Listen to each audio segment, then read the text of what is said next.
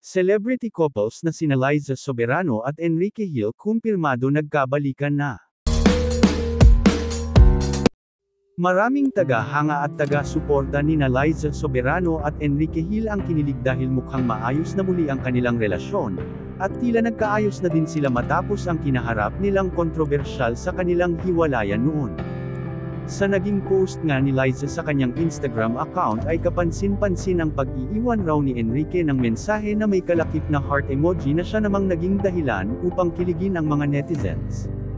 Matapos nga pumutok ang balitang naghiwalay ang mga ito, matapos ang mahigit 8 taon nilang pagsasama ay kaagad itong naging viral at pinag-usapan.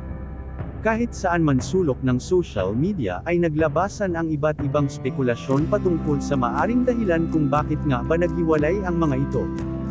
Ayon naman sa ilan ay baka sadyang nagpapalamig lang ang mga ito sa kani-kanilang mga damdamin at hindi naman talaga sila naghiwalay, kahit naman daw sinong magkarelasyon ay dumadaan sa isang pagsubok para subukan ang pagiging tapat ng bawat isa.